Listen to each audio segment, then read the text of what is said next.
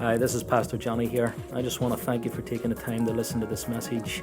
I pray that God will speak to you through it, that you'll be both challenged and encouraged by what you hear. Thanks again. God bless. Okay, Psalm chapter 3. I'm beginning a series this morning, a short series entitled Letting Go. And so over the next number of weeks, I want to be talking about the things that as Christians and as people that we need to be letting go of. And the first one this morning that we're going to get into is letting go of fear. Letting go of fear. In Psalm chapter 3 and verse 1, David says, Lord, how many are my foes? How many rise up against me? Many are saying of me, God will not deliver him. But you, Lord, are a shield around me, my glory, the one who lifts my head high. I call out to the Lord, and he answers me from his holy mountain. I lie down and sleep. I awake again because the Lord sustains me. I will not fear. Listen to what David says. I will not fear. Though tens of thousands assail me on every side. Arise, Lord, deliver me, my God. Strike my enemies on the jaw. Break the teeth of the wicked. Imagine putting that on Facebook. Thank God David didn't have Facebook in his day. Shake all my enemies, or strike all my enemies on the jaw. Break the teeth of the wicked. From the Lord comes deliverance. May your blessing be on your people. David says, I will not fear. I will not fear. I will not fear. Even though he says that he's got tens of thousands who would assail him on every side, yet he says, I will not fear. What a way to start the day. What a way to waken up and to embrace the day by saying, you know what? No matter what this day has for me, I will not fear. Regardless of the circumstances, I will not fear. What a way to go to bed at night. I will not fear what the night holds for me. That was David's start and that was David's end to his day. I will not fear. David, I believe, showed the evidence over and over again that he was a man whose faith was much bigger than his fear. I think David had fears, but he was able to control those fears and able to bring them into subjection to his faith. His faith was bigger than his fear. His foes were many. Of that, there is absolutely no doubt. They were on every side. They were among those who were close to him. Even close friends, seemingly, could be closer enemies. David understood that in his life, that he had enemies that assailed him from every side, and that they were even among those who were close to him, even within his own family. They were among those who were distant. David knew that he had enemies who were out to totally destroy him, but his faith was bigger than his fear. He was surrounded by trouble. He witnessed chaos abound all around him. But yet his faith was bigger than his fear. That enabled him to say, I will not fear. We can sing songs. We can write music to it. We're still writing music these days. 3,000 years after David wrote those words, we can put music to the words of David. But David was speaking those words in the midst of his circumstances. I will not fear, he said. I wonder how many in this place have actually experienced real fear. Real fear. The kind of fear that causes the hair to stand on the back of your neck. The kind of fear that causes your heart to race faster than it's ever raced. Sometimes beating so fast it feels like it's about to burst out of your chest. The kind of fear that causes your legs to melt and causes your body not to move. But perhaps sometimes to cause your body to move faster than you ever thought possible. That kind of fear. During the past week, I ran my own little research on Facebook and asked the questions. Number 1, have you ever experienced a real sense of fear? Yes or no? Number 2, if yes, what was your first fear? And what was your worst fear? Among the dozens who replied, every single one of them said yes to the first question. Everyone admitted, yes, I have experienced a real sense of fear. Some tried to spiritualize it and tried to give me 6, 7, 8, 9, 10 reasons as to why we shouldn't fear. It's not what I was looking for. Just wanted the answers to the questions, but people always like to try to spiritualize things.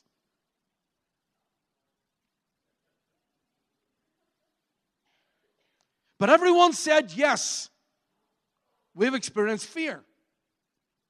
The number one answer in terms of what people feared, the number one answer was death. People fear death.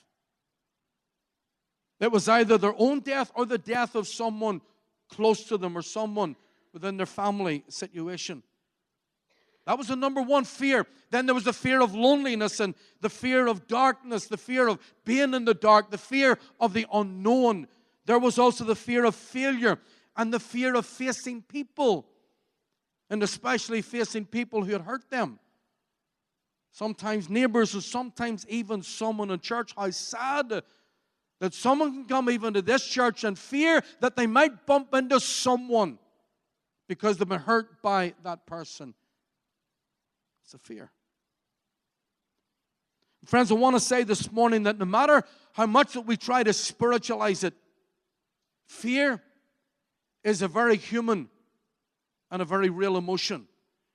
You can give all the verses, we can preach the sermon, sing the songs, we can spiritualize it until the cows can come home or until Jesus Christ returns, but fear is a very real human emotion. But I want to say this morning that real fear, that is the fear of being afraid, the fear of fear itself. That kind of fear was not part of God's original plan for humanity. God never intended that we should be living in fear. God never intended that we should be fearful. God never intended that we should be afraid of death and afraid of the dark and afraid of the unknown and afraid of people. God never intended that for us. Unfortunately, this became part of the consequence of the fall of Adam and Eve. Since they sinned, since they disobeyed God, then we have to say that thanks to Adam and Eve that we have all experienced and we continue to experience levels of fear. Some obviously worse than others, but there are levels of fear that we all experience, and it takes us right back to that situation in Eden. In the Bible, we read that Adam was afraid, so he hid. Fear causes people to hide. In the Bible, we read that Sarah feared, she was afraid, and so she lied. Fear can cause people to tell lies. In the Bible, we read that Jacob was afraid, and so he ran. Fear can cause people to run, to hide, to lie, to run. Even those in positions of authority can experience fear.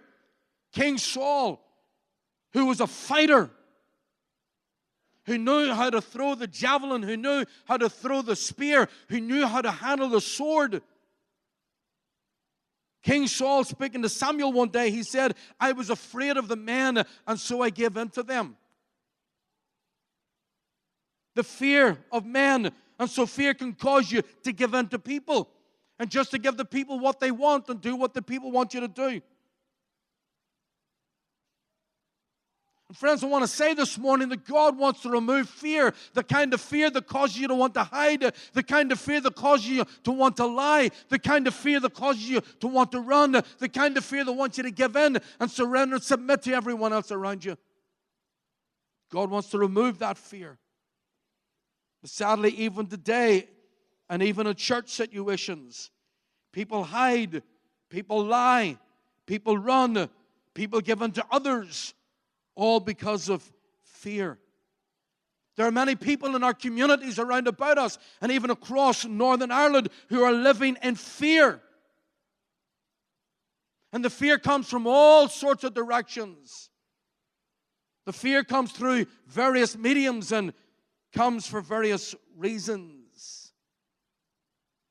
But I want to say this morning that no matter what direction fear comes from, no matter who it comes from, no matter who's the instigator of that fear, and that regardless of the reason for that fear, that ultimately there's only one source. You see, we can point to this, that, and the other, that person, this situation, that situation, all the circumstances of life, and we can say those are the reasons why we fear. But I want to say that regardless of all of those things, there's only one source to fear. That source is not God. For God has not given us a spirit of fear, but He's given us love and power and soundness of mind. That's what God's given us. So if it doesn't come from God, then the ultimate source of that fear comes from the devil himself. Now, I'm not going to beat the devil up this morning. He's not here to do that. He's probably over in Syria and having those literally hundreds of thousands of people destroyed. Maybe he's not that bothered himself about New Life City Church. If the devil was here, then I'd want to wear a badge of pride. The devil's taking so much interest in us. But we believe that there are demonic forces, and they come against the people of God, and they come against the church, and they come against cities. But yet the ultimate source of fear is the devil himself. But I want you to note that because it comes from the devil, that's why Paul calls it the spirit of fear. God has not given us the spirit of fear. He's not just talking about fear per se. He's not just talking about fear itself and the fear of the circumstances. He's talking about the reality of fear as being a spirit, the spirit of fear. God has not given us the spirit of fear. You see, friends, this is not about experiencing fear in the face of scary situations like a plane coming down. I mean, if you're on a plane that was about to hit the ground, you knew about it, you would experience fear. That would be a very natural reaction. This is not about experiencing fear. The scary type of fear that if you knew there was a bomb going off or someone was out to shoot or take your life. This is not about the kind of scary fear that if a bear was breathing down your neck, or more likely a dog in our communities. It's not that kind of fear, although that can be a real fear for people, and there also can be a spirit of fear within that because it grips people's lives. This is about a spirit of fear that grips people and that causes people to live in fear of their circumstances daily, constantly, daytime, nighttime, morning, going to bed. It's that constant sense of fear. Living in fear. Living in fear of people. Living in fear of the circumstances. Living in fear of the unknown. You embrace all that's around and you begin to live within that, and it becomes a snare. Sadly, even in church, there are Christians who are living in fear. And there are perhaps more people living in fear in this church than would care to admit. And probably some of the things I'm going to say before I finish, some of you will say, well, yeah, maybe that's something that I'm holding onto. But there are even Christians who are living in fear. And friends, I want to say to you this morning that you do not need to go through life controlled by fear. But I also want to say that some of you need to let go of the fearful circumstances that you know you've already taken hold of and that you are allowed to grip your life. And some are in that category. Fear that can control and fear that can destroy, because fear ultimately destroys as well as controlling. And my call and my plea to you this morning is let go. Let go of being afraid. Let go of being afraid when the phone rings. Let go of being afraid of bumping into someone even in church. Let go of being afraid of people. Let go of being afraid of the dark. Let go of being afraid of death. Let go of being afraid of the unknown. Let go of being afraid of the circumstances. Am I saying this morning that we should just embrace these things? Does it matter today that there are those who are facing the darkness of circumstances that most of us have not yet faced, and we pray and trust God that we never will ever have to do so? I'm not saying that people should embrace those situations. But what I'm saying is, don't let those situations embrace you. Don't let those situations so grip and control your life that's what keeps you down and that's what keeps you low. And that's what keeps you in a sense of defeat, that you're never going to get your head above it. In Proverbs chapter 29 and verse 25, Solomon said, the fear of man will prove to be a snare. But whoever trusts in the Lord, the fear of man will bring a snare, he said. But whoever trusts in the Lord is kept safe. The fear of man is a snare. The fear of man will grip your life, he says. Why? Because fear is a trap. And many of us walk into the traps the devil sets, and fear is one of them. Fear is a trap. And that's why I say that we should not allow these things to embrace us. When faced with anything that could cause fear, Solomon says, trust in the Lord. Solomon faced things in his life. His father David, who had established the kingdom of Israel and brought it to a level that Israel was the dominant nation at that time. And now Solomon takes over. And Solomon, being the wise king that he was, lost the kingdom.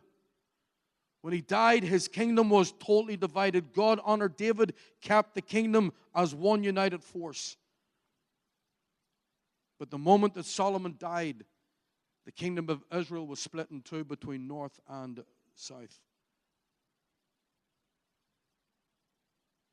Solomon is saying that whenever you face those situations of fear and those circumstances, trust in God who will keep you safe. We have to ask the question, safe from what? Safe from all the circumstances. Is God going to stop us going through the situations that we feel can destroy us? Is God going to prevent us from going through the fire, from going through the waters? You read the prophet Isaiah, never once does he say that God's going to stop all those things. What he says is, you'll not be overcome, you'll not be burned, you'll not be destroyed. That in the midst of those situations, God will always be there with you. Sometimes he will miraculously move things, and other times he will miraculously take you through them. So Solomon says that when you're facing fear, trust God. I want to say this morning, the devil is a master of setting traps. He asked Eve the question, did God say? He's setting the trap. He's baiting her. He's drawing her in. Did God say?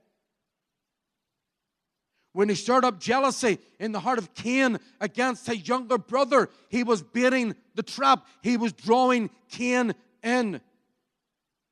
He's the master at setting traps. He's the master at drawing people into where he wants them. Whether it was the jealousy of Jacob's brothers, because they thought that Jacob was daddy's boy. They thought that Jacob was more loved by their dad than he was, or than they were.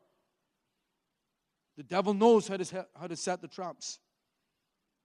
Even the anger of Moses that caused Moses to take the law into his own hands. Moses killed someone. Moses murdered someone. The situation never justified it. But the devil set the trap and drew him in. Moses took the bait and took the life of another person. having taken the bait and having been drawn into the trap, Moses then ran away, and he ran for 40 years. The devil knows how to set the traps.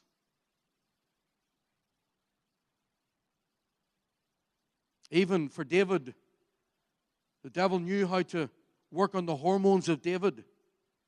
For a moment, he was King David. And for a moment, for one of those moments being king, he became Peeping Tom. King David became Peeping Tom. No offense to anyone called Tom in this place. But in that moment, King David becomes Peeping Tom.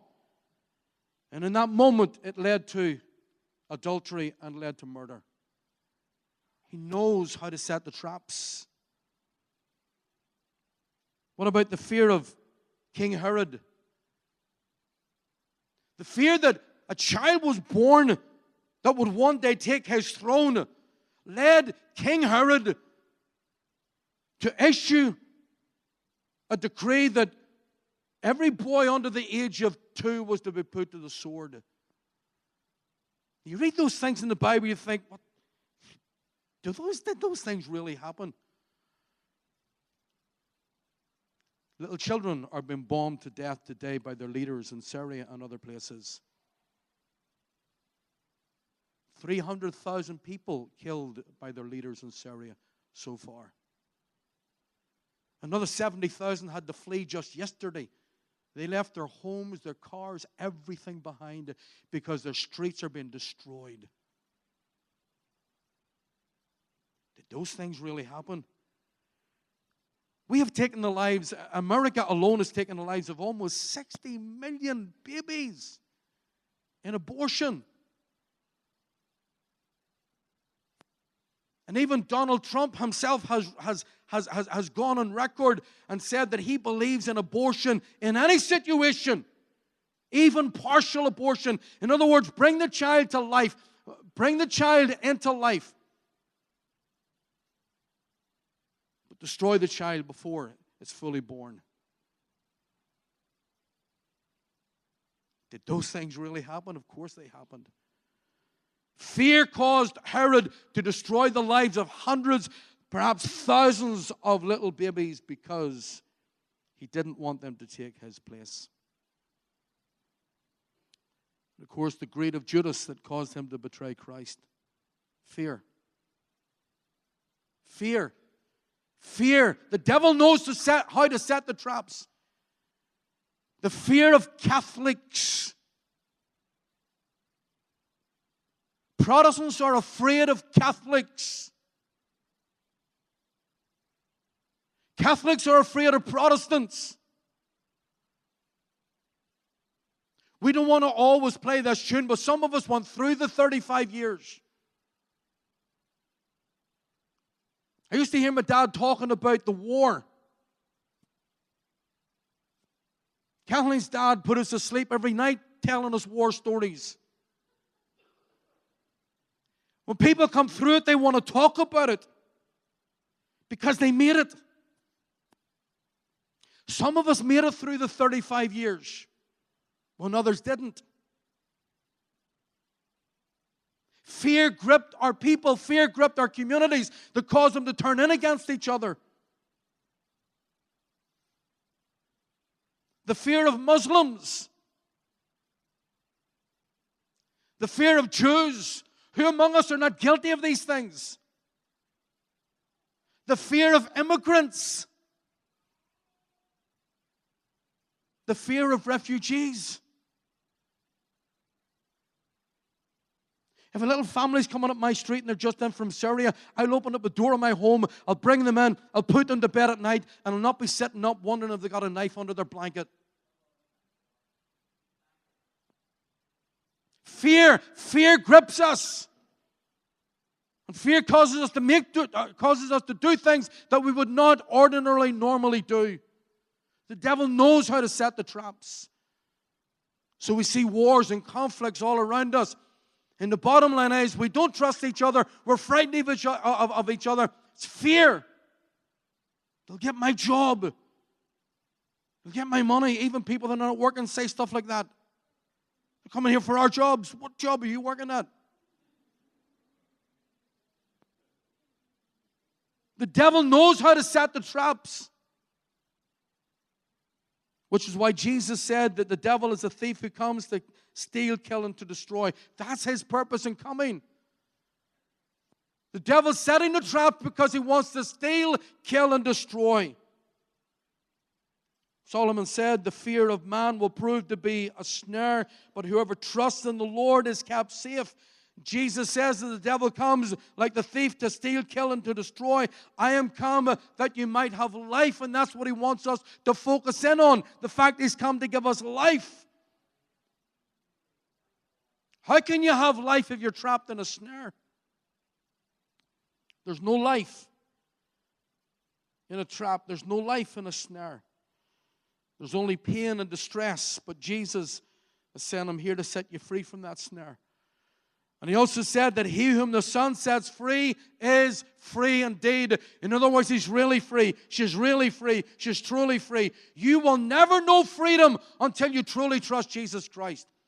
And the more that you hold on to your past, the longer it's going to take till you experience that freedom. There is a freedom in Jesus that nothing else or no one else can ever give you. Embrace Christ and embrace his freedom.